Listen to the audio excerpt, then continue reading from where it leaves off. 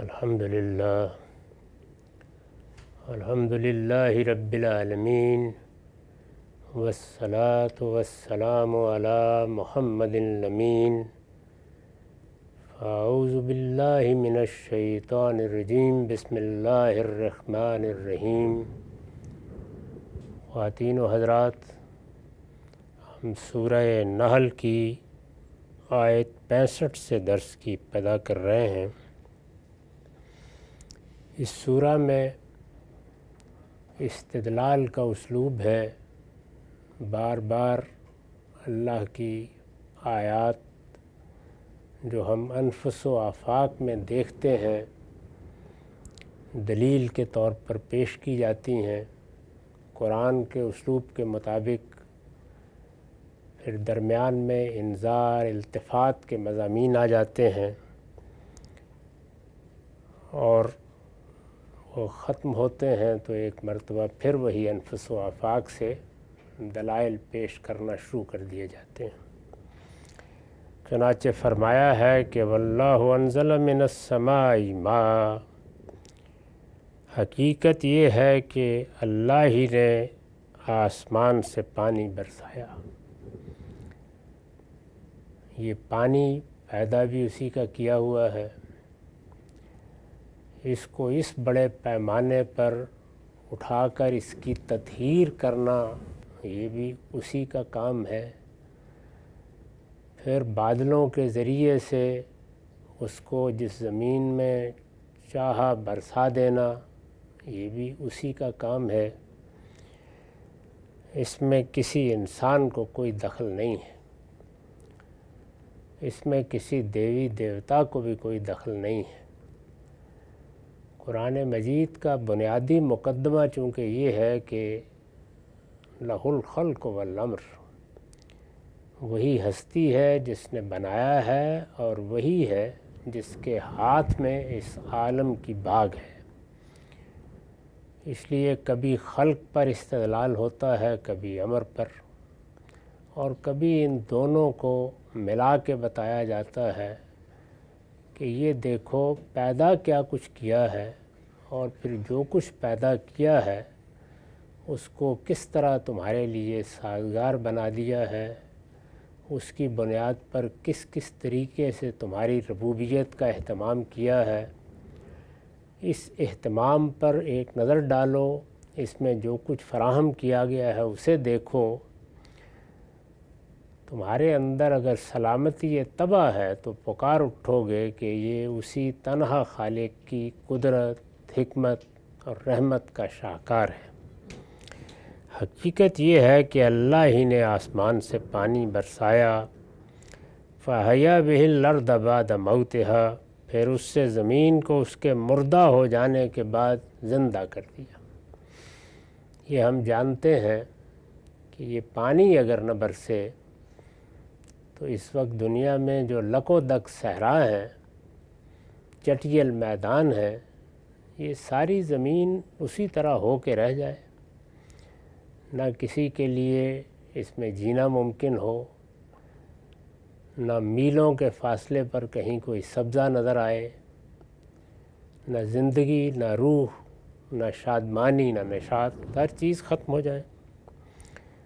یہ زمین اسی پانی سے زندہ ہوتی ہے، اور جب اسی پانی سے زندہ ہوتی ہے تو یہ دیکھو کہ کیا کچھ پیدا کرنا شروع کر دیتی ہے۔ نباتات کی اقسام گنی نہیں جاتی، پھول ہیں، پتے ہیں، درخت ہیں، جنگلات ہیں، قسم قسم کے درخت ہیں، فصلیں ہیں، پھل ہیں، اور پھر یہی زمین ہے جس پر پانی برستا اور اس سے مخلوقات پیدا ہونا شروع ہو جاتی ہیں۔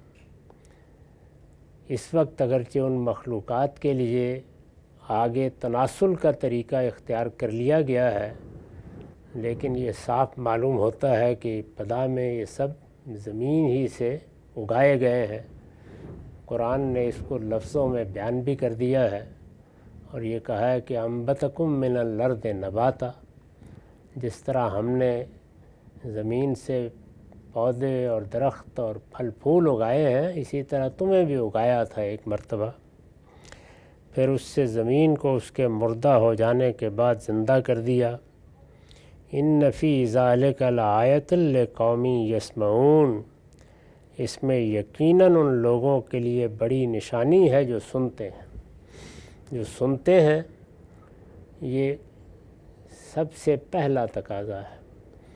انسان کو جو کچھ اس کی فطرت میں دیا گیا ہے، اللہ نے بڑا اہتمام کیا ہے کہ اس کو بیدار کرنے والی آوازیں اٹھتی رہتی ہیں۔ اللہ نے پہلے دن سے بعض لوگوں کا انتخاب کر کے ان کو پیغمبری دی ہے، حقائق بتائے ہیں، ضروری ہدایات دے دی ہیں۔ وہ اپنی دعوت پیش کرتے ہیں، ان کے ماننے والے اس کو آگے بڑھاتے ہیں۔ انسان اگر غور سے سننے کے لیے تیار ہو جائے تو یہ فیصلہ کرنے میں دقت نہیں ہوتی کہ یہ دعوت، یہ پیغام، یہ بیان حقائق میری فطرت کے بالکل مطابق ہے۔ میرے اندر جو چیزیں ودیت کی گئی ہیں یہ انہی کا اظہار و بیان ہے۔ میں جن چیزوں کی طلب محسوس کرتا ہوں یہ وہی ہے جو میرے سامنے رکھ دیا گیا ہے۔ میری فطرت جس چیز کا تقاضا کرتی ہے یہ پیغمبر وہی تقاضا پورا کر رہے ہیں۔ اس کو یہاں ایک لفظ سے ادا کیا ہے، لقوم یسمعون، یعنی انسان کے اندر اگر یہ صلاحیت نہیں ہے کہ وہ خود چیزوں پر غور کرے اور نتائج نکالے اور ان کا مطالعہ کرے اور ان کی تحلیل کرے اور ان کا تجزیہ کرے، تو کم سے کم توجہ سے سننے کی صلاحیت پیدا کرے۔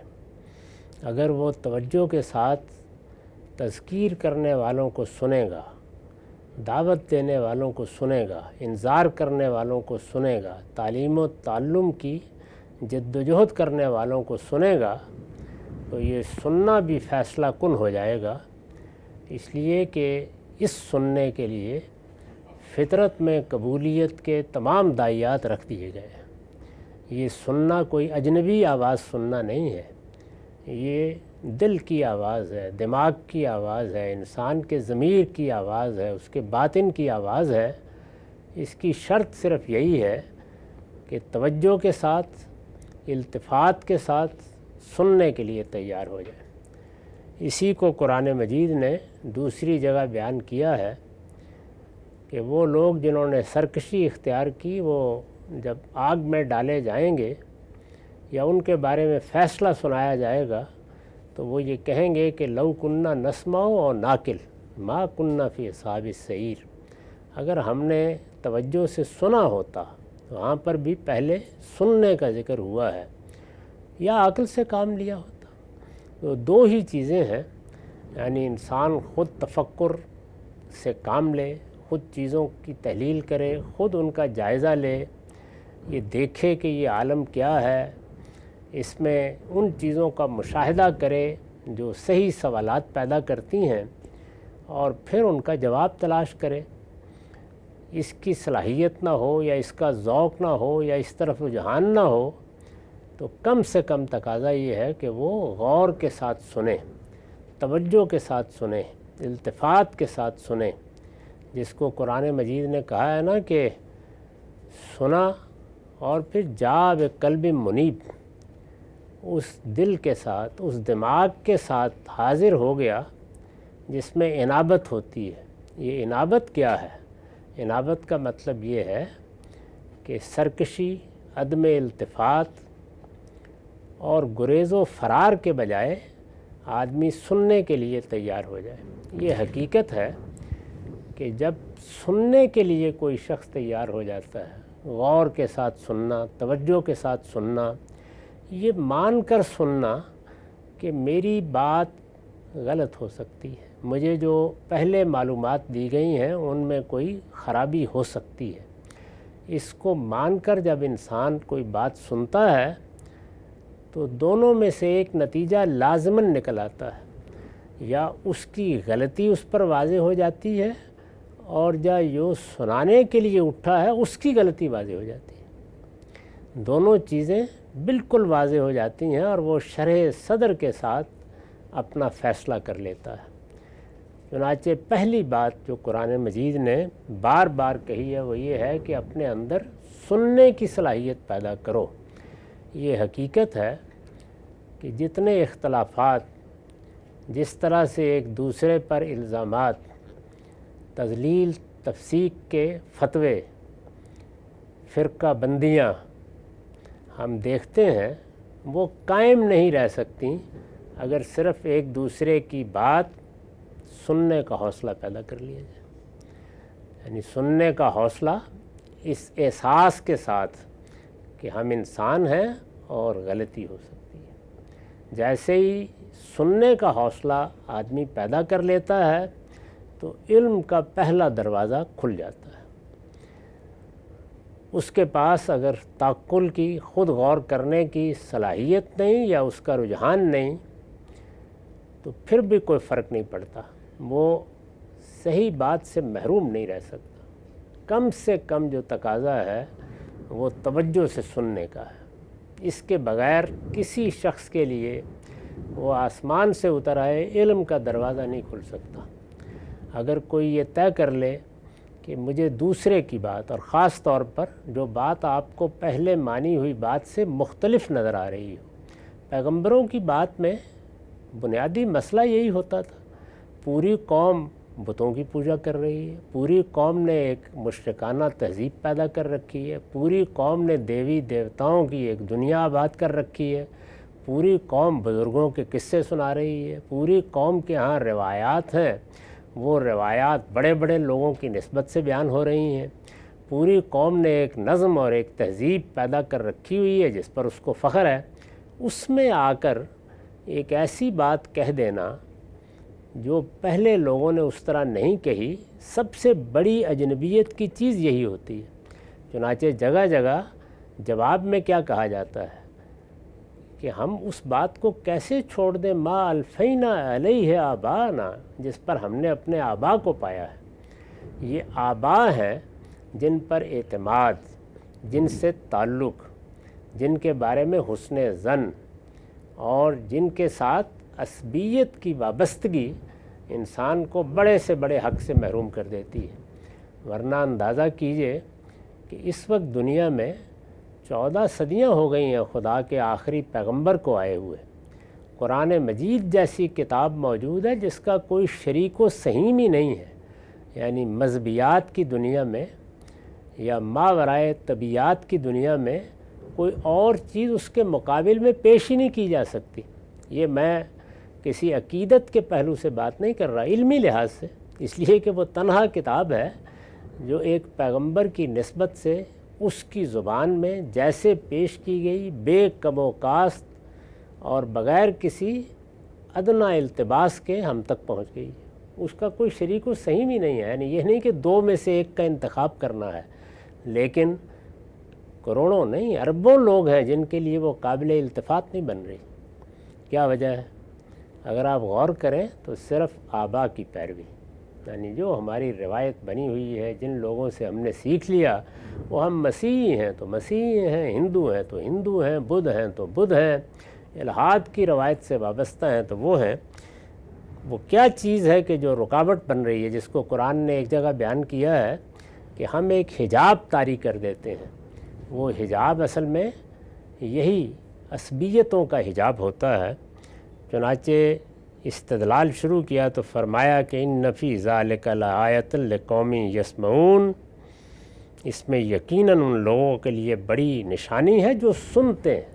پہلی بات یہی ہے، سمع، سننا، کان لگا کر سننا، اپنے آبا کی بات کے خلاف سننے کے لیے آمادہ ہو جانا، اپنے پیروں اور مرشدوں کی بات کے خلاف سننے کے لیے آمادہ ہو جانا، اپنے اکابر کی بات کے خلاف سننے کے لیے آمادہ ہو جانا، علم اور ہدایت کا دروازہ کھلتا ہے اس سے۔ تو اس لیے پہلی بات یہ کہی ہے لقوم یسمعون۔ وَإِنَّ لَكُمْ فِي الْأَنْعَامِ لَعِبْرَةً، ایک ایک نشانی کو پیش کر کے اب توجہ دلائی جا رہی ہے، اور تمہارے لیے چوپایوں میں بھی یقیناً بڑا سبق ہے۔ یہ عبرت کا لفظ جو ہمارے ہاں اردو میں بھی استعمال ہوتا ہے، اس کا صحیح مفہوم ہے سبق، یعنی انسان اس کو دیکھ کر کچھ نتائج نکال سکتا ہے۔ اگر وہ غور کرے تو کچھ عقلی لوازم ہیں جو فوراً سامنے آ جاتے ہیں۔ اسی سے قرآن مجید نے استدلال اور علم کی حقیقت بتائی ہے۔ ہمارے استدلال کی بنیاد ہر حال میں ہمارے مشاہدے اور تجربے پر ہونی چاہیے، یعنی جو چیز ہمارے حواس کی گرفت میں آتی ہے ہم اس کا مشاہدہ کرتے ہیں۔ دنیا کا ہر علم اگر محکم علم ہے، یعنی علم تو توہمات بھی ہو سکتے ہیں، علم سائنس فکشن کو بھی کوئی علم کہہ سکتا ہے، علم تو لوگوں نے جو قصے اور کہانیاں اور داستانیں سنائی ہوتی ہیں ان کے اوپر بھی بولا جا سکتا ہے، لیکن حقیقی علم کی ابتدا کب ہوتی ہے؟ ہمارے تجربے اور مشاہدے سے۔ یہاں کیا بیان کیا ہے؟ یہ چوپائے دیکھو ذرا انہیں۔ اس سے پہلے کیا بیان کیا تھا؟ یہ آسمان سے برستا پانی دیکھو۔ تو پہلی چیز کیا؟ مشاہدہ۔ مشاہدے کے بعد انسان کو جو صلاحیت دی گئی ہے وہ ہے عبرت۔ اس کو آپ علمی اصطلاح میں بیان کیجئے تو گویا عقلی استنباط کی صلاحیت، یعنی جو ہم مشاہدے کی روح سے سامنے دیکھتے ہیں، جس چیز کو ہم تجربہ کرتے ہیں، اس سے عقل جو تقاضے پیدا کر رہی ہے انہیں جان لینا، اس کو عبرت کہتے ہیں۔ تو یہاں قرآن نے ایک لفظ استعمال کر کے یہ بتایا ہے کہ نتیجہ کیسے نکلے گا۔ وَإِنَّ لَكُمْ فِي الْأَنْعَامِ لَعِبْرَةً، اور تمہارے لیے چوپایوں میں بھی یقیناً بڑا سبق ہے۔ یعنی سبق کیسے نکلے گا؟ جب جو کچھ تمہارے مشاہدے میں آ رہا ہے اس پر غور کر کے یہ دیکھو گے کہ اس سے عقل کیا تقاضے پیدا کر رہی ہے، یہ کرو گے تو بس علم کی ابتدا ہوگی۔ پہلے سننے کا ذکر تھا، اب عبرت۔ لعبرہ نسقیکم مما فی بطونہ من بین فرث و دم لبنا خالصا سائغا للشاربین۔ چوپایوں کا ذکر کیا، اب فرمایا ذرا دیکھو، ہم اس سے جو ان کے پیٹوں کے اندر ہے، گوبر اور خون کے درمیان سے تم کو خالص دودھ پلاتے ہیں جو پینے والوں کے لیے نہایت خوشگوار ہے۔ یہ مشاہدہ ہے نا، یعنی توجہ دلائی ہے کہ یہ جانور ہے۔ پہلے تو دیکھو کہ بظاہر علم، عقل، شعور سے عاری محسوس ہوتا ہے تمہیں، یہی جانور ہے، چارہ کھاتا ہے، تمہارے لیے تسخیر کر دیا گیا ہے، تمہارے تھان پر آ کے بن جاتا ہے۔ اگر چیرو پھاڑو تو کیا ہے؟ گوشت ہے، خون ہے، اور جو کچھ باہر نکل رہا ہے گوبر ہے، بن رہا ہے، یعنی فضلہ ہے۔ میری آپ کی حقیقت بھی یہی ہے۔ جو اللہ تعالیٰ نے مشینری بنائی ہے اس میں کوئی خاص فرق نہیں ہے، وہ ایک ہی جیسی ہے، جانوروں کی بھی اور ہم انسانوں کی بھی۔ تو فرمایا کہ گوبر اور خون منہ لگانے کے لیے تیار ہو، اس کے درمیان ہی سے خالص دودھ پیدا کر دیتے ہیں، اور پھر وہ پینے کے لیے نہایت خوشگوار ہوتا ہے۔ ادنا درجے میں کوئی کراہت پیدا نہیں ہوتی، وہ تھنوں سے نکال لیتے ہو اور تمہارے لیے ایک بے مثال مشروب بن جاتا ہے۔ ہم نے اس سے جو ان کے پیٹوں کے اندر ہے، گوبر اور خون کے درمیان سے تم کو خالص دودھ پلاتے ہیں جو پینے والوں کے لیے نہایت خوشگوار ہے۔ وَمِن ثَمَرَاتِ النَّخِيلِ وَالْأَعْنَابِ تَتَّخِذُونَ مِنْهُ سَكَرًا وَرِزْقًا حَسَنًا، اسی طرح کھجور اور انگور کے پھلوں سے بھی، یعنی وہاں پر بھی یہی ہے، ایک ایک چیز سے معلوم نہیں کیا کچھ نکالتے چلے جاتے ہیں۔ ایک پودا اگاتے ہیں اور اس پر ایک پھل آتا ہے، اس پر کوئی پتے آتے ہیں، پھر 10 چیزیں اس سے بننا شروع ہو جاتی ہیں۔ اسی طرح کھجور اور انگور کے پھلوں سے بھی، تتخذون منہ سکرا، تم ان سے نشے کی چیزیں بھی بناتے ہو، اور ورزقاً حسنا، اور کھانے کی اچھی چیزیں بھی۔ تو یہ گویا ایک کے بعد دوسری نشانی کی طرف توجہ دلائی۔ یہ نشانیاں کیا ہیں؟ وہ چیزیں جو ہمارے مشاہدے میں آتی ہیں، جن میں ہمیں کوئی تکلف کرنے کی ضرورت نہیں ہوتی کہ جا کر سبق لیں گے تو جانیں گے، یہ ہمارے گرد و پیش میں، ہمارے ماحول میں موجود ہے۔ اس پر میں نے کچھ حواشی لکھے ہیں، وہ بھی سن لیجئے۔ سب سے پہلی بات، वही इब्रा था। मैंने लिखा है कि असल में लफ्ज़ इब्रा आया है, इसके मानी है एक हकीकत से दूसरी हकीकत तक पहुंच जाना। यही अक्ली इस्तदलाल है, यानी जो कुछ नज़र आ रहा होता है उससे जो कुछ नज़र नहीं आ रहा उस तक पहुंच जाना, जो कुछ महसूस है उससे नामहसूस तक पहुंच जाना, जो कुछ मालूम है उससे नामालूम तक पहुंच जाना। सारे इल्म की बुनियाद इन दो चीज़ों पर है।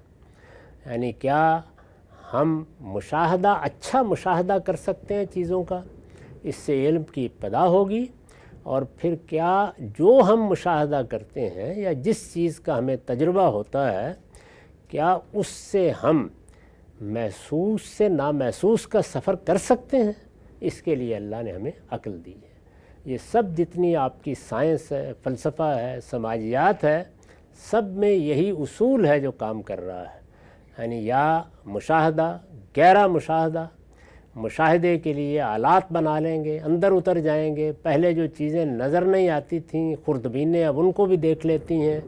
पहले जो चीज़ें फासलों पर थीं और हमारी गिरफ्त से बाहर थीं, दूरबीनें उन्हें भी गिरफ्त में ले आती हैं, आलात उनको महसूस कर लेते हैं। मुशाहदा, कितना ज़्यादा मुशाहदा गहरा और अमीक हो सकता है, ये इंसान का पहला काम है। और फिर ये कि वो अक्ल से काम लेकर जो कुछ देख रहा है उससे क्या चीज़ें इस्तिंबात, इन्फर कर सकता है, उनसे आगे नामालूम चीज़ों तक पहुंच सकता है। तो इसको बयान किया कुरान मजीद ने एक लफ्ज़ से इब्रा।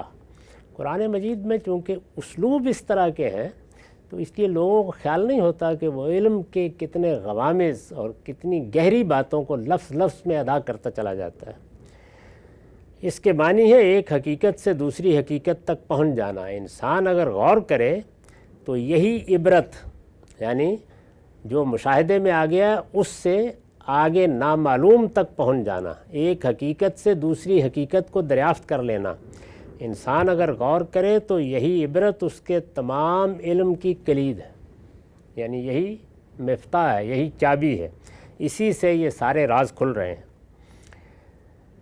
उसके बाद लिखा गया है कि हम उससे जो उनके पेटों के अंदर हैं गोबर और खून के दरमियान से, इस पर मैंने हाशिया लिखा है, यानी एक तरफ खून बनता है, दूसरी तरफ गोबर।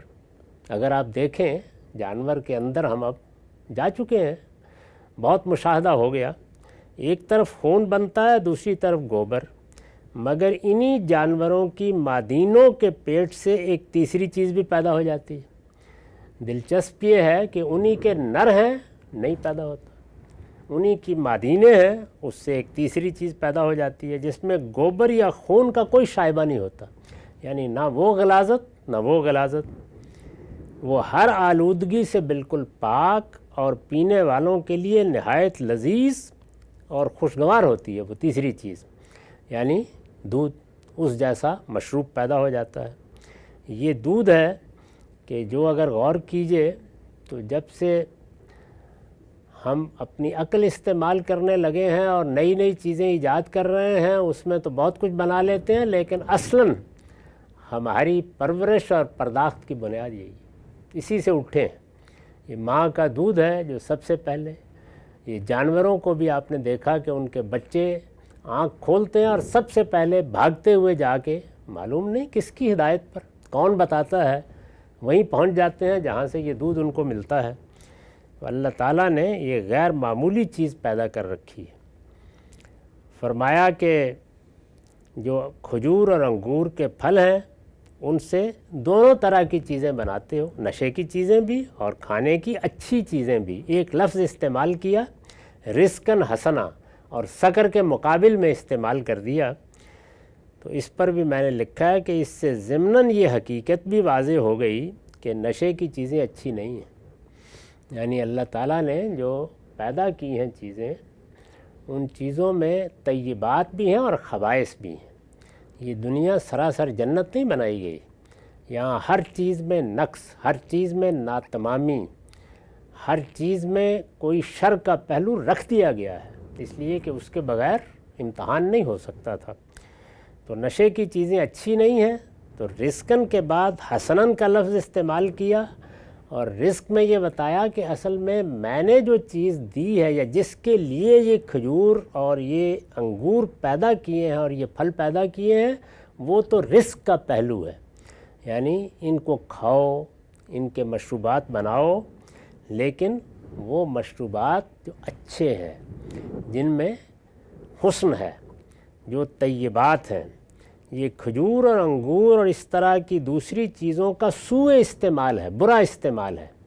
انسان ہر چیز کا برا استعمال کرنے پہ قدرت دے کر بھیجا گیا ہے، اپنے ہاتھوں کا کرے گا، اپنی آنکھوں کا کرے گا، اپنے پاؤں کا کرے گا، اپنی عقل کا کرے گا، اور اسی طرح جو چیزیں خدا نے پیدا کی ہیں ان سب میں بھی یہ گنجائش رکھی ہے کہ ان کا برا استعمال کرے، سوء استعمال۔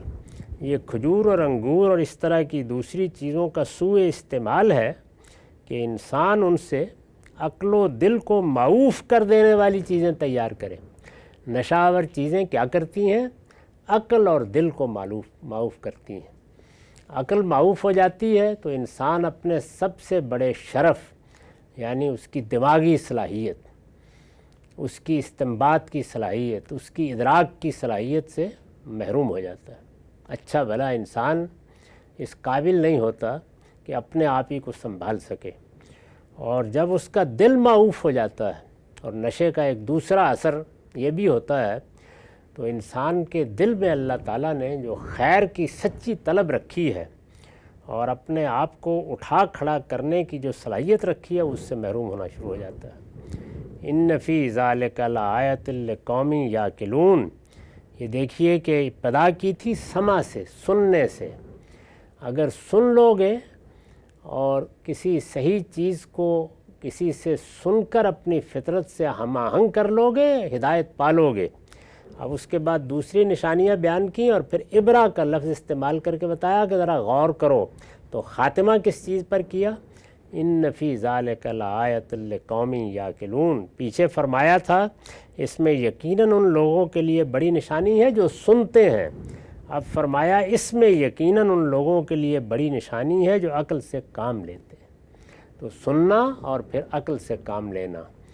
سننا تو چیزوں کو سامنے لے آئے گا، نتائج بتا دے گا، لیکن عقل سے کام لینے کے لیے ضروری ہے کہ انسان کے اندر عبرت کی صلاحیت ہو۔ یہ دی ہے اللہ تعالیٰ نے، ہم اس کو استعمال نہیں کرتے بعض اوقات، اور عقل سے کام لینے ہی سے علم کے دروازے کھلتے ہیں۔ اس پر میں نے لکھا ہے کہ یہ جو فرمایا ہے کہ اس میں یقین ان لوگوں کے لیے بڑی نشانی ہے، پیچھے بھی کہا بڑی نشانی ہے، کس چیز کی نشانی؟ یعنی توحید اور قیامت کی بڑی نشانی۔ اگر انسان ان سب چیزوں پہ غور کرے تو اس کی فطرت میں جو علم بدیت کیا گیا ہے کہ میرا ایک خالق ہے اور تنہا ایک ہی خالق ہے، وہی میرا معبود ہے، انسان اس تک پہنچ جاتا ہے۔ یعنی وہ نام نہ دے سکے، وہ اس کا صحیح تصور نہ قائم کر سکے، یہ سب ہو سکتا ہے، اس کے لیے پیغمبروں کی ضرورت ہے، لیکن وہ ایک اجمالی احساس پیدا کر لیتا ہے۔ اور اسی طریقے سے خیر و شر کا شعور، خیر و شر کا شعور ہے جس کو انسان جب دیکھتا ہے تو اس سے لازمی عقلی نتائج پیدا ہوتے ہیں، یعنی وہی عبرت جس کا میں نے ذکر کیا اور جس کو قرآن نے استعمال کیا۔ خیر و شر کا شعور ہے تو نتیجہ ایک نہیں ہونا چاہیے، نتیجہ ایک نہیں تو کیا نتیجہ نکل آتا ہے دنیا میں؟ بالبداہت واضح ہے کہ نہیں نکلتا۔ جب نہیں نکلتا تو پھر کوئی روز جزا و سزا ہونا چاہیے جس میں خیر و شر پر اللہ کا فیصلہ صادر ہو۔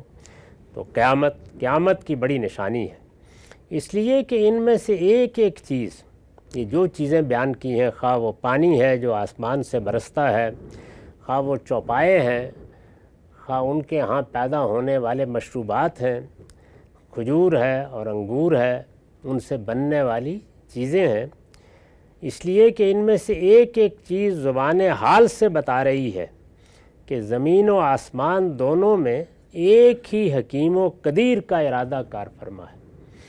اگر غور کیجئے تو کوئی ادنا درجے میں بھی کسی دوسرے کی طرف توجہ نہیں ہوتی، ایک ہی حکیم و قدیر۔ وہ جس طرح مردہ زمینوں کو پانی کے ایک چھینٹے سے حیات تازہ بخش دیتا ہے، اسی طرح تمہارے مردوں کو بھی اٹھا کھڑا کرے گا، یہ اس کے لیے کچھ بھی مشکل نہیں ہے۔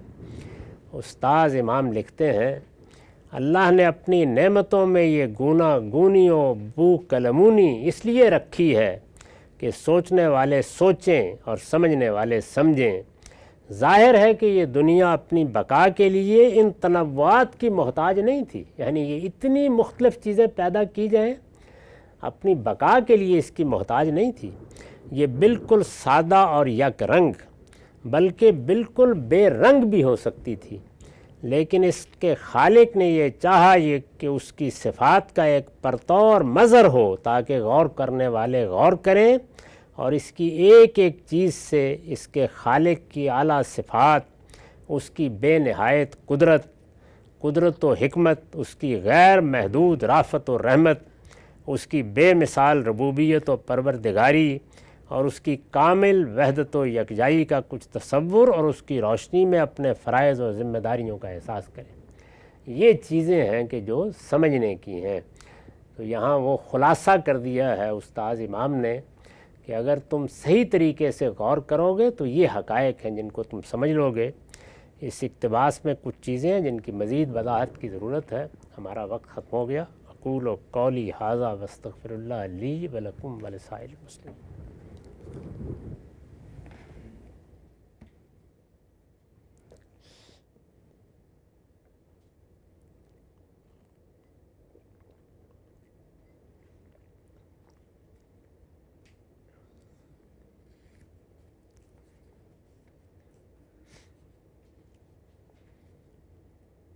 بسم اللہ الرحمن الرحیم۔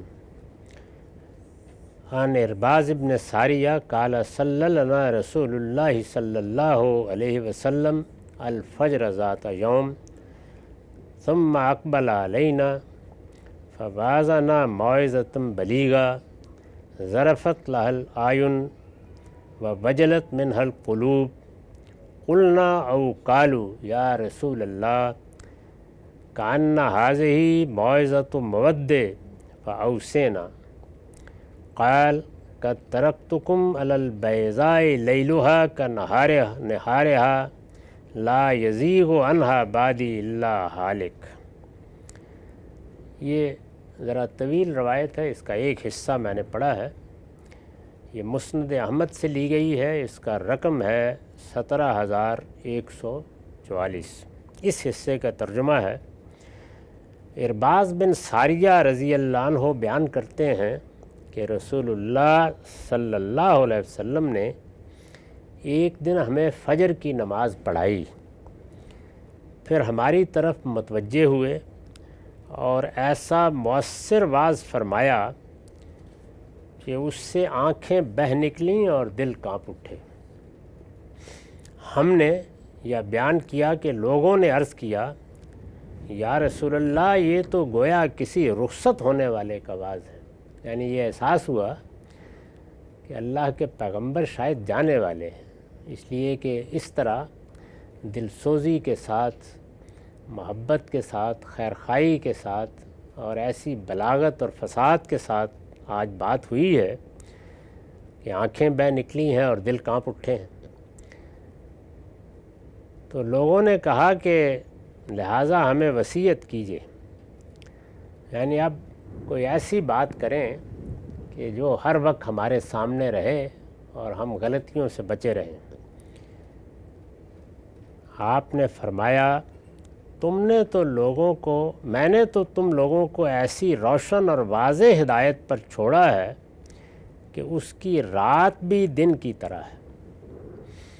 یہ توجہ دلائی آپ نے کہ وصیت بھی خیر کوئی کر دیں گے، لیکن جو کچھ میں اب تک تمہیں بتا چکا ہوں اس میں کوئی ابہام نہیں رہا، ہر چیز واضح ہو گئی ہے۔ قرآن مجید نے بھی اپنی دعوت اور ہدایت پر تبصرہ کرتے ہوئے کہا ہے نا کہ لا اکراہ فی الدین قد تبین الرشد من الغی، کہ دین میں کسی جبر کا کیا موقع ہے۔ ہدایت اور گمراہی کو الگ الگ کر کے بتانا تھا، وہ ہم نے بتا دیا ہے، ہر لحاظ سے بتا دیا ہے۔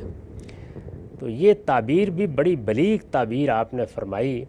دیکھیے میں نے تم لوگوں کو ایسی روشن اور واضح ہدایت پر چھوڑا ہے کہ اس کی رات بھی دن کی طرح ہے، رات میں تاریکی چھا جاتی ہے، ظلمت ہوتی ہے، چیزوں میں اشتباہ پیدا ہوتا ہے، التباس کا امکان ہوتا ہے۔ فرمایا کہ جو میں نے تمہیں ہدایت دی ہے اس میں اگر کوئی ایسے معاملات بھی ہیں جن میں ذرا غور کی ضرورت ہوتی ہے، وہ بھی اتنے واضح ہیں کہ گویا رات بھی دن کی طرح ہے۔ میں نے اس کی وضاحت پہ لکھا ہے یہ نہایت بلیغ تعبیر ہے، یہ جو حضور نے تعبیر استعمال کی کہ رات بھی دن کی طرح ہے، یہ نہایت بلیغ تعبیر ہے۔ مطلب یہ ہے کہ اس کی یعنی جو دین میں نے دیا ہے، جو ہدایت میں نے دی ہے، اس کی جو چیزیں مجمل ہیں، دو طرح کی چیزیں ہیں ہمارے دین میں۔ کچھ وہ ہیں جن میں اجمال کا طریقہ اختیار کیا، یعنی ایک اصولی بات کر دی، لیکن اس کے اطلاقات کیا ہوں گے، وہ کہاں کہاں تک پہنچے گی، اس کو لوگوں کے فہم پر چھوڑ دیا۔ اس کی جو چیزیں مجمل ہیں یا لوگوں کے اجتہاد پر چھوڑ دی گئی ہیں، ایک اصول بیان کر کے، ایک قاعدہ عامہ بیان کر کے چھوڑ دیا گیا ہے کہ وہ خود ان چیزوں کو زندگی کے احوال سے متعلق کر لیں، اسی کا نام اجتہاد ہے۔ تو مطلب یہ ہے کہ وہ بھی مبہم نہیں، یعنی جو چیزیں مجمل ہیں وہ بھی مبہم نہیں ہیں، صرف ذرا غور کی ضرورت ہوتی ہے۔ اور چونکہ انسان کو اللہ نے عقل دی ہے تو سارا کارخانہ ہی اس طرح بنایا ہے کہ کچھ چیزیں اس کے لیے مشاہدہ بنتی ہیں، کچھ کو وہ خود استنباط کر کے جانتا ہے۔ ایسا ہی دین ہے، یعنی کچھ چیزیں متعین کر دی جاتی ہیں، جیسے ہماری نماز روزہ بالکل متعین کر دیے گئے ہیں، ہماری معاشرت کی ہدایات، لیکن سیاست، معیشت، اسی طریقے سے بہت سے وہ اطلاقی معاملات جو ہمیں روزمرہ پیش آتے ہیں، ان میں اجمال یا اصول بیان کرنے کا طریقہ اختیار کیا گیا ہے۔ اسی چیز نے ہمارے دین کو عالمگیر صداقت بنا دیا ہے، زمانہ اس پر اثر انداز نہیں ہوتا، وہ آفاقی حقیقت بن جاتا ہے۔ تو جو چیزیں مجمل ہیں یا لوگوں کے اجتہاد پر چھوڑ دی گئی ہیں، وہ بھی مبہم نہیں بلکہ ایسی واضح ہیں کہ اس کے اصول و مبادی میں بصیرت رکھنے والے ان کو بھی ماہ و آفتاب کی طرح روشن دیکھتے ہیں۔ یعنی وہ جیسے ہی کسی اچھے صاحب علم کے سامنے آتی ہیں تو وہ اجمال کھلنا شروع ہو جاتا ہے، جو اصول بتایا گیا تھا اس کے اجتہادی اطلاقات حیرت انگیز طریقے سے آنے والے سب معاملات کا احاطہ کرنا شروع کر دیتے ہیں۔ تو اس بات کو رسول اللہ نے اس طرح بیان فرمایا کہ اس دین میں یا اس ہدایت میں رات بھی دن کی طرح روشن ہے۔ اس کے بعد مزید آگے روایت کا ترجمہ ہے، اس سے میرے بعد وہی انحراف کرے، اس سے یعنی وہ ہدایت جو میں نے تمہیں دی ہے، اس سے میرے بعد وہی انحراف کرے گا جس کے لیے ہلاکت مقدر ہو چکی ہو۔ یعنی ابہام نہیں ہے، مشکل نہیں ہے۔ اب اگر انحراف ہوگا تو قرآن جس طرح واضح ہے، سنت جس طرح بالکل متعین اور ہر اختلاف سے بالا تر منتقل ہو گئی ہے، کوئی اگر اختلاف کرے گا تو بس یہی ہے کہ جس نے اپنے آپ مرنے کا فیصلہ کر لیا ہے وہ تو اپنی قبر کھودے گا ہی، لیکن اگر کوئی سلیم الطبع انسان اس کو جاننا سمجھنا چاہے گا تو کوئی دقت نہیں ہوگی۔ اس پر بھی میں نے حاشیہ لکھا ہے، یعنی خدا کے اس قانون کے مطابق فرمایا نا کہ ہلاکت مقدر ہو چکی ہو، یعنی خدا کے اس قانون کے مطابق ہلاکت مقدر ہو چکی ہو جو اس نے لوگوں کی ہدایت و ضلالت یعنی ہدایت اور گمراہی کے لیے مقرر کر رکھا ہے، اور اس کے مطابق ہدایت صرف انہی کو ملتی ہے۔ وہ قانون کیا ہے؟ وہ قرآن میں بیان ہوا ہے کہ ہدایت صرف انہی کو ملتی ہے جو ہر طرح کے تعصبات سے بالا تر ہو کر علم و عقل کی روشنی میں فیصلے کرتے اور ہدایت کے سچے طالب ہوتے ہیں۔ یہ قانون قرآن مجید میں بیان ہوا ہے، اس کو سنت کے طور پر قرآن بیان کرتے ہیں، سنت الہی ہے، اور یہ بتایا ہے کہ جو ہدایت تمہاری فطرت میں دی گئی ہے اس کی قدر کرو گے تو پیغمبروں کی ہدایت کے لیے راہ کھلے گی۔ یہی مطلب ہے اس بات کا جو سورہ بقرہ کی ابتدا میں ہے کہ قرآن ان کے لیے ہدایت ہے جن کو ان کی فطرت نے تقوی عطا کر دیا ہے۔ فطرت کا تقوی اور ہے، اور جو دین کو جاننے کے بعد تقوی پیدا ہوتا ہے وہ اور ہے۔ تو جب انسان اس کی قدر کرتا ہے تو اللہ اس کے لیے ہدایت کی راہیں کھولتا ہے۔ شرط ایک ہی ہے، وہی جو ہم قرآن میں پڑھتے ہیں وہی یہاں بیان ہوئی ہے، یعنی تعصبات سے اپنے آپ کو بالاتر کر لیں، علم و عقل کی روشنی میں فیصلے کرنا سیکھ لیں، جذبات کے ہاتھ میں اپنی باغ دینا بند کر دیں اور آنکھیں کھول کر اور ایک ایسے دل کے ساتھ بات سنیں جس میں انابت ہو۔ وآخر دعوان الحمدللہ رب العالمین۔ 10 منٹ کا وقفہ ہے، اس کے بعد سوال ہو۔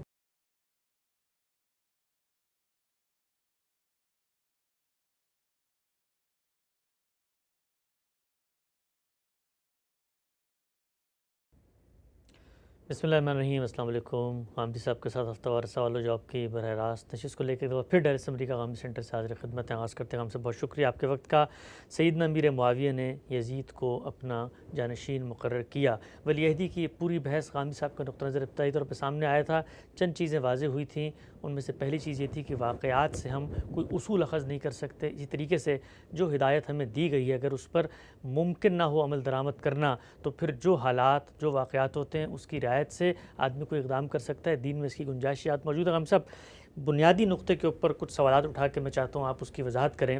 جب آپ یہ فرماتے ہیں کہ اللہ نے ایک ہدایت دی، اس ہدایت پر عمل ممکن نہیں رہا، تو اب آپ نے جو دوسری چیزیں ہیں، جو رعایت اس وقت پیش نظر ہے، جو امکانات ہیں، جن چیزوں پر عمل ہو سکتا ہے ان پر عمل کرنا ہے۔ دین میں باقی جگہوں پر جہاں پر یہ اصول اللہ تعالیٰ نے دیا ہے، نماز اگر مثال کے طور پہ کھڑے ہو کے نہیں پڑھ سکتے تو متبادل خود اللہ نے تجویز کر دیا، روزہ نہیں رکھ سکتے تو فدیہ تجویز کر دیا، ہر جگہ پر ایک متبادل ہے۔ جب یہاں پر اللہ تعالیٰ نے کہہ دیا امرہم شوری بینہم کہ مسلمانوں کا نظم اجتماعی باہمی مشورے سے فیصلہ کرے گا، اور اگر اس کا امکان نہیں ہے تو کوئی متبادل نہیں دیا، تو اب عقل، استدلال، خرد، یہ تو سب یہ کہتے ہیں نا کہ اسی پر عمل درآمد ہونا چاہیے ہے۔ اس کا امکان ہی نہیں ہے کہ اللہ تعالیٰ ایک چیز بیان کریں اور پھر اس کا متبادل کوئی رخصت اس میں بیان نہ کریں تو اس پر عمل ممکن نہ ہو۔ کیا فرماتے ہیں؟ یہ دین کا مطالعہ کریں، واضح ہو جائے گا بالکل کہ اس میں دونوں طریقے اختیار کیے گئے ہیں۔ وہ چیزیں جن کا تعلق عبادات سے ہے وہاں ہم اپنے طور پر قیاس نہیں کر سکتے، اللہ ہی ان کو مقرر کرتا ہے۔ میں اگر اپنے طور پر یہ طے کرنے کی کوشش کرتا کہ مجھے اللہ کی عبادت کے لیے رکوع کس طرح کرنا ہے، سجدہ کس طرح کرنا ہے، ان میں ترتیب کیا قائم کرنی ہے، میرے لیے یہ ممکن نہیں تھا۔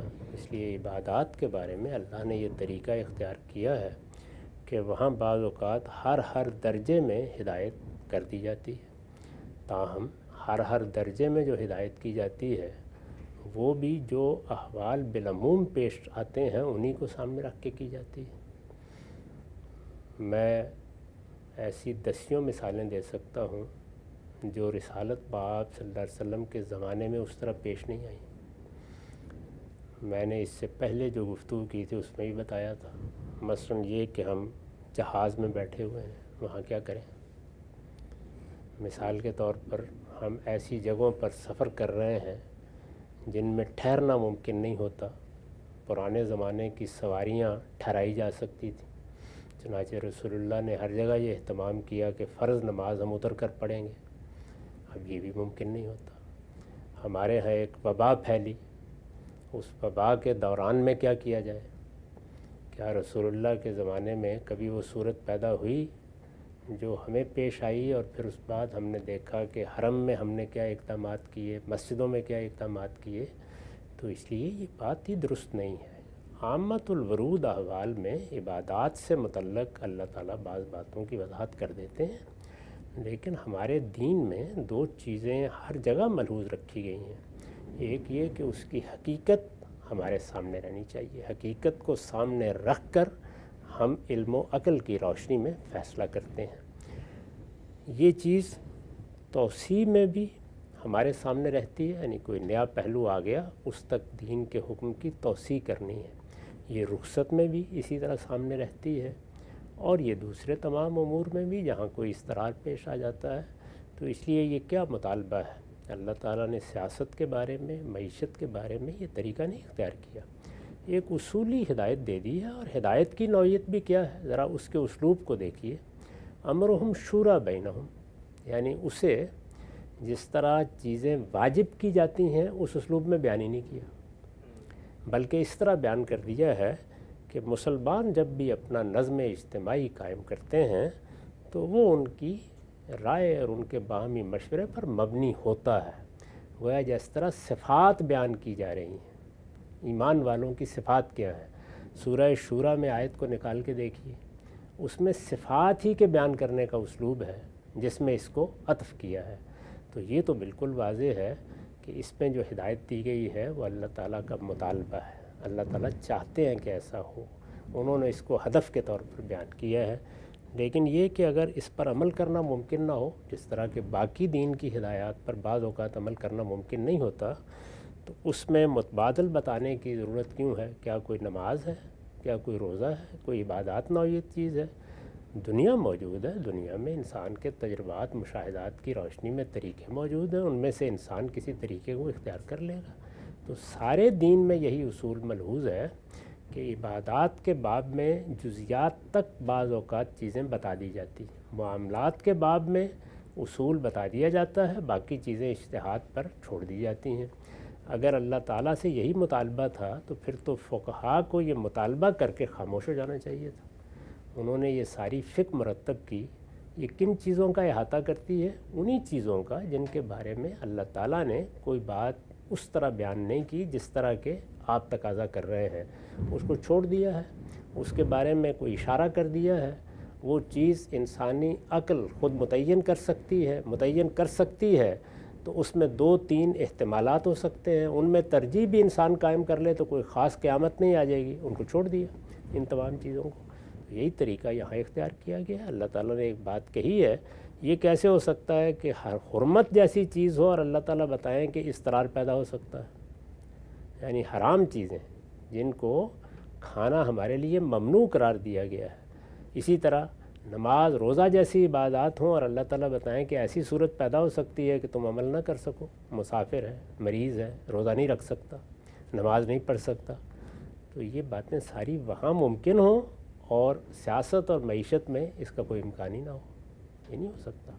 تو اس لیے ایک ہی اصول ہوگا، ہمارا پورا دین اپنے علم اور اپنے اصول و مبادی کے لحاظ سے ہم آہنگ ہے، کنسسٹنٹ ہے، ہر جگہ دین میں وہ دونوں چیزیں ملحوظ ہیں۔ جو حکم بھی دیا گیا ہے، الفاظ میں جو بات کہی گئی ہے اس سے اصلاً اس کی حقیقت مقصود ہے، اور حقیقت جب ہمارے فہم میں آ جاتی ہے تو عقلی تقاضے پیدا کرتی ہے، عقلی تقاضے لازماً ملحوظ ہوں گے، انہیں ہر دور میں پورا کیا جائے گا۔ اسی ذیل کا ایک بڑا عقلی تقاضا یہ ہے کہ معذورین اس سے مستثنیٰ ہوتے ہیں، اور جب کوئی آدمی معذور ہو جائے، شخص معذور ہو جائے یا پورا معاشرہ معذور ہو جائے، پوری قوم معذور ہو جائے، تو اللہ تعالیٰ کے حکم کی پابندی اٹھ جاتی ہے۔ کس طرح اٹھتی ہے؟ جس کو قرآن بیان کرتا ہے فلا اسم علیہ، اب کوئی گناہ نہیں ہے اگر اس کی خلاف ورزی ہوگی۔ راستہ کیا اختیار کرنا ہے؟ اگر علم و عقل خود متعین کر سکتے ہیں تو بیان کرنے کی ضرورت نہیں ہے، نہیں متعین کر سکتے تو اللہ تعالیٰ بتا دیتے ہیں۔ پیغام سے بھی جو اصول آپ نے بیان کیا، خود اللہ تعالیٰ کے جو افعال ہیں، اللہ تعالیٰ کا جو قوموں کے ساتھ معاملہ، اس کی ایک مثال ذہن میں آ رہی ہے، آپ تصدیق فرمائیے گا اگر یہ ٹھیک ہے۔ اگر اللہ تعالیٰ یہ چاہتے ہیں کہ مسلمان باہمی مشورے سے اپنے نظم اجتماعی کا فیصلہ کریں، تو یقیناً یہ بات وہ پہلے جو قومیں ہیں ان سے بھی چاہتے ہوں گے۔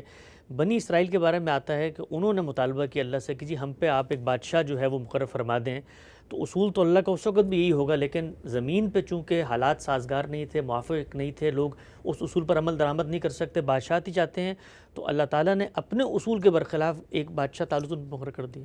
وہاں تو صورتحال اس سے بھی زیادہ آگے کی ہے، یعنی یہاں تو ہمیں ایک دنیوی معاملات سے متعلق ہدایت کی گئی ہے، امرہم شورا بینہم، کہ تمہیں اپنا نظم اجتماعی ہر حال میں مشورے پر قائم کرنا ہے، لوگوں کی رائے پر قائم کرنا ہے۔ یہ بڑی بلیغ ہدایت ہے۔ میں نے عرض کیا تھا کہ جو لوگ اس کے مضمرات کو سمجھنا چاہتے ہیں وہ مولانا سید ابوالعلا صاحب مودودی کی تفہیم القرآن میں اس کی شرح پڑھیں۔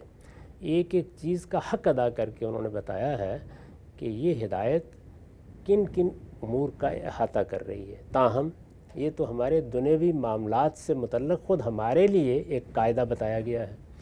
وہاں صورتحال یہ ہے کہ اللہ تعالیٰ یہ کہتے ہیں میں بادشاہ ہوں، یعنی بنی اسرائیل میں اللہ کی براہ راست حکومت قائم ہے، اللہ تعالیٰ حکومت کر رہے ہیں، پیغمبر اس حکومت کا نظم منتقل کرتا ہے، قاضی مقرر کر دیے گئے ہیں جو اس کا نظام چلاتے ہیں، وہاں بنی اسرائیل نے یہ کہا ہے کہ اللہ کی حکومت میں ہم ایک بادشاہ چاہتے ہیں جیسے کہ دنیا میں بادشاہ ہوا کرتے ہیں۔ جی اچھا، ذرا تورات میں پڑھیے اللہ تعالیٰ نے کیا اس کے اوپر تبصرہ کیا ہے کہ میں تمہارا بادشاہ ہوں، کون سا بادشاہ تلاش کر رہے ہو؟ انہوں نے کہا ایسے ہی جیسے کہ ہم اپنے گرد و پیش کی سلطنتوں میں دیکھتے ہیں۔ تو اللہ تعالیٰ نے وہاں تبصرہ کیا ہے کہ اس طرح کے بادشاہ پھر کیا کیا کرتے ہیں، ملوکیت کیسا استبداد پیدا کرتی ہے، لوگوں کو کیسے ذلیل کیا جاتا ہے، کس طریقے سے درباروں میں ان سے خدمت لی جاتی ہے، تصویر کھینچی ہے اس کی۔ اس لیے باز آ جاؤ، جب نہیں آئے تو پھر اللہ تعالیٰ نے بادشاہ مقرر کر دیا۔ تو اس سے یہ تعلیم دی کہ انسانوں میں سیاسی اور سماجی معاملات ان کے شعور کی سطح اور جو حالات ہوں ان کو ملحوظ رکھ کے کیے جا سکتے ہیں۔ اس میں بہت بڑی چیز ہے، یعنی اس سے بڑی چیز کیا ہو سکتی ہے؟ یہ ہم جس آدمی کو مقرر کریں گے امرہم شورا بینہم پر، وہ تو ہمارا انتخاب ہوگا، وہاں تو اللہ تعالیٰ براہ راست بادشاہی کر رہے تھے۔ اس کے باوجود لوگوں کے حالات کا لحاظ کر کے طالوت کو بادشاہ مقرر کر دیا، اور پھر دلیل دی کہ میں نے اس شخص کو مقرر کیا ہے جو ہو سکتا ہے تمہارے ہاں بڑے قبیلے میں نہ ہو، اس کے پیچھے کوئی بڑی عصبیت نہ ہو، یہ ہو سکتا ہے اس کے پاس بہت مال و دولت بھی نہ ہو، لیکن اس کو جسم میں اور علم میں میں نے بڑی وسعت دی ہے۔ اس زمانے میں لیڈرشپ کے لیے یہ دو چیزیں بڑی اہم تھیں، تو اللہ نے ان کا تقرر کر دیا۔ پھر ان کے تقرر کے بعد جو کچھ ان کو پیش آیا وہ بھی ذرا پڑھ لیجئے، بائبل میں اندازہ ہو جاتا ہے۔ تو اس لیے سیاسی معاملات میں یہ کوئی طریقہ ہی نہیں ہے جو ہمارے مذہبی لوگ اختیار کرتے ہیں کہ بس ایک چیز پتھر کی لکیر ہو گئی۔ دین کے سارے احکام میں استرار اور معذوری یہ مستثنیٰ ہے۔ جب پیش آئے گی یہ بات زیر بحث آ سکتی ہے کہ مجھے یہ استرار کیا فی الواقع لاحق ہے، یہ روز پیش آتی ہے۔ اس وقت مجھے یہ بتائیے کہ دین کا وہ حکم جو قرض پر منفعت کے بارے میں دیا گیا ہے اور کہا گیا ہے کہ یہ سود ہے، اور یہ کہا گیا ہے کہ اللہ نے اس کو حرام کر دیا ہے، اور یہ کہا گیا ہے کہ یہ وہ چیز ہے کہ اگر لوگ باز نہ آئے تو اللہ اور رسول ان کے خلاف کارروائی کریں گے۔ اس وقت پوری دنیا میں اور عالم اسلام میں بھی اللہ کا یہ حکم بھی ہر ایک کے علم میں ہے، اور سود پر مبنی نظم معیشت بھی موجود ہے۔ اس کا بھی متبادل ذرا پوچھ کے بتائیے، کہاں بتایا اللہ تعالیٰ نے؟ یہ بھی آپ ہی پر چھوڑا ہے کہ اگر کسی وقت عمل کرنا ممکن نہ ہو تو پھر کیا کریں، اور وہی کیا کریں ہیں جس پر آپ غیر سودی بینکاری کے نظام بنا رہے ہیں بیٹھے ہوئے۔ صحیح بنا رہے ہیں یا غلط وہ ایک الگ چیز ہے، لیکن صورتحال کیا پیش ہے؟ یہی کہ دنیا کے معاملات کو، یعنی معیشت ہے نا، اس کو چلانے کے لیے بعض ناگزیر ضرورتیں ہیں، چلتی نہیں اس کے بغیر۔ تو اب کیا کیا جائے؟ کیا کیا جائے؟ تو پھر آپ نے ہیلا گری پر مبنی ایک پورا نظام بنایا ہے۔ اس سے شدید اختلاف کے باوجود اگر غور کر کے دیکھیے تو صورتحال تو وہی ہے۔ بالکل ہم صاحب، صورتحال بالکل ہوئی ہے۔ ہمارے یہاں اسلامی بینکنگ کے اوپر جو لوگ تنقید کرتے ہیں علماء ہی میں سے، ان کی کتابوں کے آخر میں بھی انہی کنونشنل بینکس کا اکاؤنٹ نمبر دیا ہوتا ہے کہ اس طرح کی تحقیق میں معاونت کے لیے ان اکاؤنٹ میں پیسے ڈال دیجئے۔ کہ ہم سب آگے بڑھاتے ہیں سلسلہ گفتگو کو۔ ایک سوال لوگ پوچھتے ہیں کہ اللہ کے پیغمبر تو واقف تھے اس طرح کی چیزوں سے، اور شرح و وضاحت بھی کر رہے ہیں، تفہیم و تبیین بھی کر رہے ہیں، معاملات کو کھول کے بتا بھی رہے ہیں، جو امکانات ہیں آپ نے بہت ساری پیشن گوئیاں بھی کی ہیں۔ آپ کچھ بتائے تھے کہ بھائی میرے بات ہو سکتا ہے اس طرح کی صورتحال پیش آئے، اللہ کی ہدایت پہ عمل نہ ہو سکے، تو یہ متبادل ہے جو میں تجویز کر رہا ہوں۔ کیوں متبادل تجویز کرتے ہیں؟ یعنی یہ تقاضا ہی کیوں کیا جاتا ہے؟ انسان کو کوئی اندھا اور بہرا پیدا کیا گیا ہے؟ یعنی آپ کو پورا اعتماد ہے کہ میری امت کے علماء موجود ہیں، رہنما موجود ہیں، زعماء موجود ہیں، عقل دی گئی ہے، علم دیا گیا ہے، کریں گے فیصلے۔ یعنی انسان اپنے آپ کو لولا لنگڑا کیوں بنا کے کھڑا ہو جاتا ہے؟ جتنی ہدایت ضروری ہے دے دی گئی ہے، جتنی ہدایت پر انسان خود فیصلے کر سکتا ہے اس کو کبھی نہیں کیا گیا۔ نقطہ آپ نے واضح کیا۔ ہم صاحب مولانا ابو العلا صاحب مودودی کا آپ نے اس نشست میں بھی ذکر کیا، گزشتہ نشست میں بھی کہ امرہم شورا بینہم کی جو قرآن مجید کی ہدایت ہے اس کے مضمرات کو کیسے کھولا ہے۔ ہم صاحب آپ فرماتے ہیں عہد حاضر کے ایک بہت عظیم مفکر، انہی کی آغوز فکر میں آپ نے شعور کی آنکھ کھولی ہے۔ انہی کا ایک اقتباس پڑھ کے بحث کو میں آگے بڑھاتا ہوں۔ وہ کہتے ہیں یزید کی ولی عہدی کا معاملہ تھوڑا سا طویل ہے، لیکن میں 1-2 منٹ میں کوشش کرتا ہوں کہ ان کا نقطہ سامنے آ جائے۔ وہ فرماتے ہیں کہ سب سے زیادہ حیرت مجھے اس استدلال پر ہے جس سے یزید کی ولی عہدی کو جائز ثابت کرنے کی کوشش کی جاتی ہے۔ معترض حضرات یہ تو مانتے ہیں کہ اس کارروائی سے برے نتائج برآمد ہوئے، مگر وہ یہ کہتے ہیں کہ حضرت امیر معاویہ اگر یزید کو جانشین نامزد کر کے اپنی زندگی ہی میں اس کے لیے بیعت نہ لیتے تو ان کے بعد مسلمانوں میں خانہ جنگی ہوتی، کیسر روم چڑھ آتا، اسلامی ریاست کا خاتمہ ہو جاتا، اس لیے ان بدترین نتائج کی بنسبت وہ نتائج کم تر ہی برے ہیں جو یزید کو ولی عہد بنانے کے بعد رونما ہوئے۔ میں پوچھتا ہوں کہ اگر فی الواقع حضرت معاویہ کا خیال یہ تھا کہ ان کے بعد کہیں جانشینی کے لیے امت میں خانہ جنگی برپا نہ ہو، اور اس بنا پر وہ ضرورت محسوس فرماتے تھے کہ اپنی زندگی میں اس کا فیصلہ کر کے اپنے ولی عہد کے لیے بیعت لے لیں، تو کیا تابعین کو جمع کر کے اور صحابہ اور اکابرین کو جمع کر کے ان سے یہ کہتے کہ میری جانشینی کے لیے ایک موضوع آدمی کو میری زندگی میں منتخب کر لو، جس کو وہ لوگ منتخب کرتے اس کے حق میں سب بیعت کر لیتے؟ اس طریقہ کار میں آخر کیا امر مانے تھا؟ اور حضرت معاویہ یہ راہ اختیار کرتے تو کیا آپ سمجھتے ہیں کہ خانہ جنگی پھر بھی برپا ہوتی، کیسر و روم پھر بھی چڑھاتا اور اسلامی ریاست کا خاتمہ ہو جاتا؟ ہم سب اصول سے ذرا اطلاق کی طرف بڑھتے ہیں۔ مولانا مودودی کا آپ نے حوالہ دیا امرهم شورى بینہم میں۔ مولانا مودودی خود یہ فرماتے ہیں کہ یہ جو پورا اصول آپ دین کا بیان کرتے ہیں کہ عمل ممکن نہیں تھا، آگے اندیشہ تھا، اس پر عمل کرتے اللہ کی ہدایت پہ تو خانہ جنگی ہو جاتی، عمل بالکل ممکن تھا، سارے لوگوں کو بٹھاتے، اپنے بیٹے کو پیچھے کرتے، صحابہ سے کہتے جو تم میں زیادہ تقوی رکھنے والا ہے، ورع رکھنے والا ہے، سب پہ بیعت لے کے فیصلہ کر دیتے۔ یہ باتیں مولانا نے فرمائی ہیں اور بھی بہت سے لوگ کرتے ہیں۔ اس کے پیچھے ایک بڑا مغالطہ کار فرما ہوتا ہے، اور وہ یہ کہ جو لوگ علم و تقوی میں ممتاز ہیں وہ سیاسی لحاظ سے بھی لوگوں کے لیے قابل قبول ہو جایا کرتے ہیں۔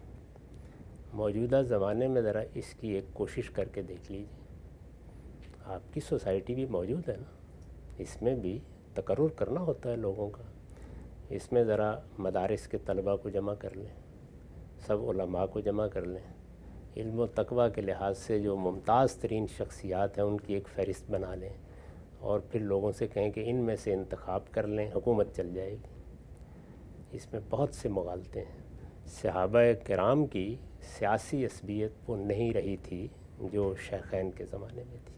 ان کی لیڈرشپ جو رسول اللہ کی دعوت نے پیدا کی تھی وہ کم و بیش ساری ختم ہو چکی تھی، بہت تھوڑے لوگ ان میں سے رہ گئے تھے۔ تابعین میں جو لوگ سامنے آئے یا تو وہ خود انہی کی اولاد میں سے تھے اور یا نو مسلم تھے جو بہت بڑی تعداد میں اب اس جماعت میں شامل ہو رہے تھے۔ ان میں جن لوگوں کے ہم نام لیتے ہیں، جن کو جمع کیا جائے، وہ زیادہ تر علم و تقوی کے لحاظ سے ممتاز شخصیات ہوتی ہیں۔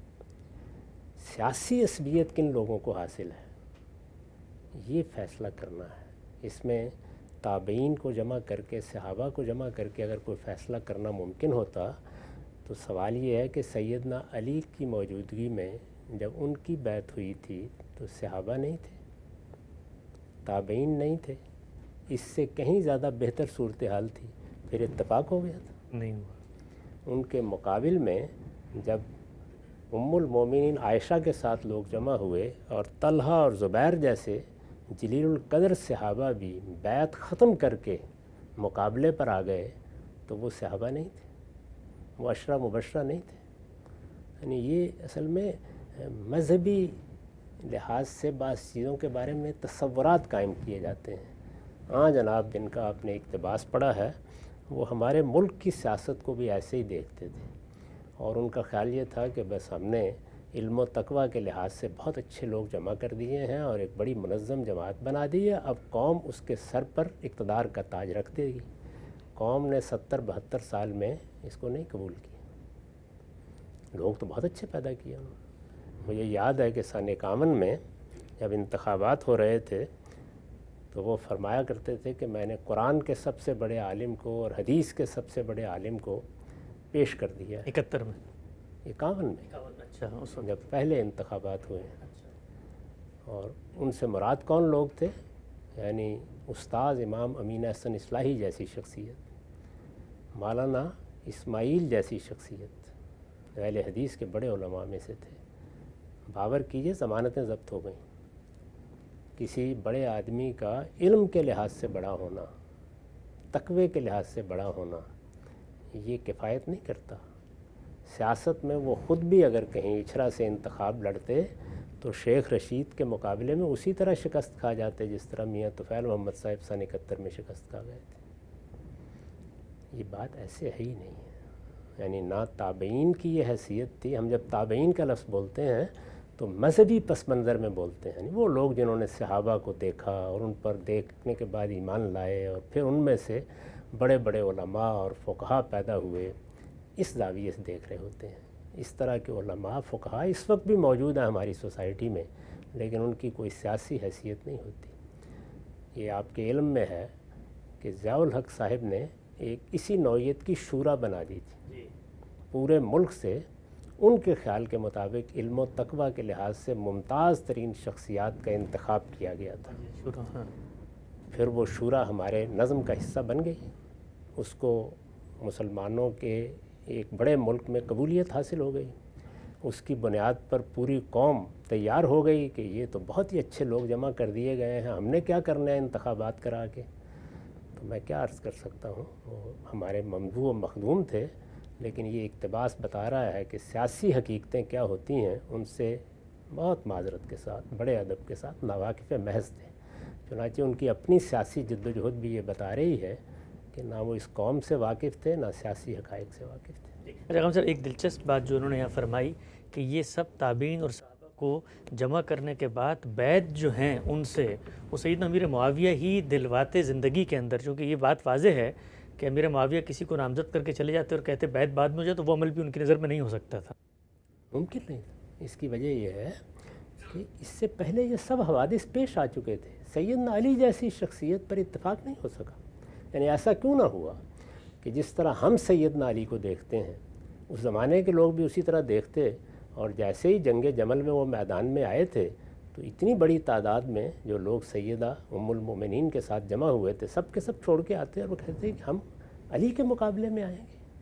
اچھا, اسی طرح جب صفین میں معرکہ ہوا تو ادھر ادھر سے سارے لوگ فوراً نکلتے اور نکل کر بیعت کر لیتے. اس کے بعد تحکیم ہوئی. اس کا مطلب کیا ہے؟ اس کا مطلب یہ ہے کہ خود انہوں نے اس بات کو قبول کر لیا کہ میری خلافت کا فیصلہ اب دو لوگ مل کے بیٹھ کے کریں ثالثی کے طریقے پر. ہو گیا فیصلہ, وہاں تو بیٹھ گئے تھے نا لوگ, نہیں ہوا. تو سیاسی معاملات ایسے نہیں ہوا کرتے. میں نے بڑی وضاحت سے اس پر گفتگو کر کے بتایا تھا کہ سیاسی معاملات میں وہ لوگ میٹر کرتے ہیں جن کو سیاسی عصبیت حاصل ہوتی ہے. اس طرح کے لوگوں کو متعین کرنا, اس طرح کے لوگوں کو نامزد کرنا یہ ممکن نہیں رہا تھا, کیونکہ سیاسی عصبیت جب لوگوں کو پیدا کرتی ہے تو یہ ایک دن میں ہو نہیں جاتا. آپ کیا کریں گے, یعنی کیسے پیدا ہوگی؟ کوئی قبیلے ہوں گے, کوئی بڑی ذمہ داریاں ہوں گی, کوئی بڑے کام ہوں گے, ایک تاریخ بنے گی, اس کے نتیجے میں فطری لیڈرشپ پیدا ہوگی.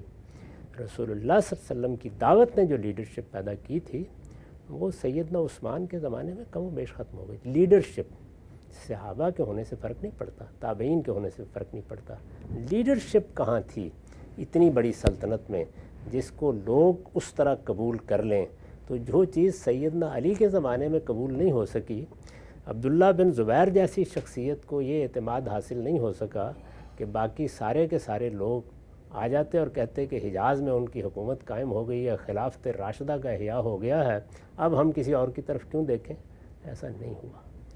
جب تلواریں کھنچ جاتی ہیں اور استبداد کے ذریعے سے فیصلے ہونے شروع ہو جاتے ہیں جیسے کہ ہو گئے, اس کے بعد پھر کوئی نظم بنانا اتنا آسان کام نہیں کہ 10 لوگوں کو آپ جمع کریں تو اس کے نتیجے میں یہ ہو جائے گا وہ ہو جائے گا.